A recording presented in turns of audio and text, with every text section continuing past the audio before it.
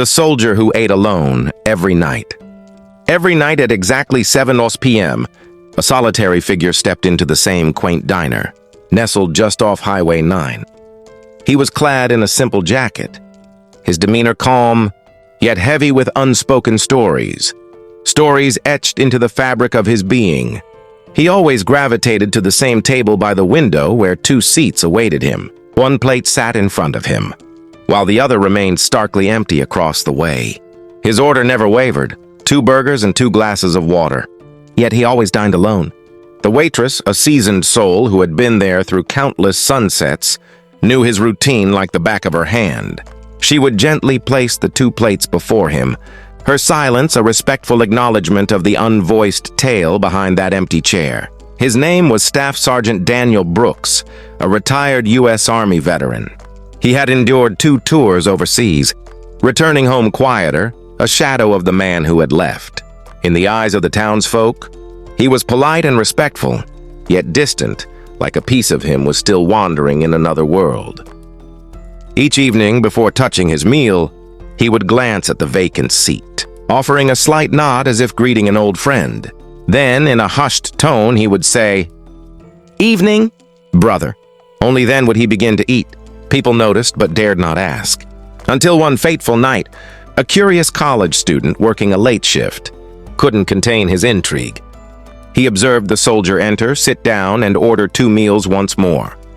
He watched as Daniel spoke softly to the empty chair. When the waitress passed by, he whispered, "Why does he always set a place for someone who never shows up?" The waitress paused, her gaze drifting to the empty seat before she replied, "Because someone used to." Years ago, Daniel had served alongside Marcus Rivera, 2 men from the same unit, bound by shared missions but different spirits. Daniel was the stoic one, while Marcus was the life of the party, always cracking jokes that could lift the heaviest of hearts. They were inseparable, partners in every patrol and every moment of fleeting peace. Each evening, amidst the chaos, they made a promise. If they survived the day, they would eat together. Even if it meant sharing MREs in the back of a truck or cold coffee and a protein bar. They would sit side by side, reminding each other they had made it through. Marcus often joked, "When we get home, I'm treating you to the biggest burgers, American style. And you're picking up the tab." Daniel would chuckle and reply, "We'll see about that." But one afternoon during their second deployment, everything shifted. A routine patrol turned chaotic in an instant. An explosion shattered the calm, dust and noise engulfed them. When the chaos settled, Daniel searched desperately for Marcus, calling his name as he navigated through the wreckage. Video created by Subedi1mrock. Some promises, however, are cruelly elusive in the midst of war. Marcus didn't come back.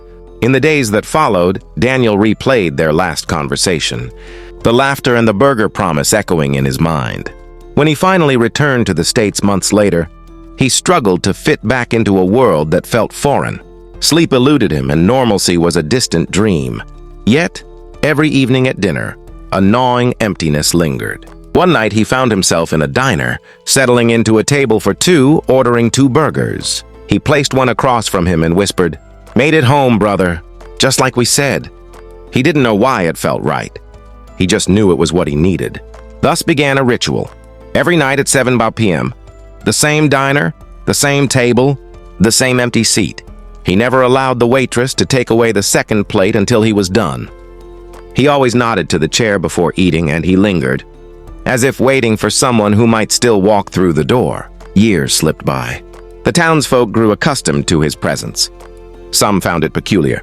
Others deemed it melancholic. But one night, the curious college worker mustered the courage to approach him. "Sir, may I ask why you always set that extra seat?" he inquired.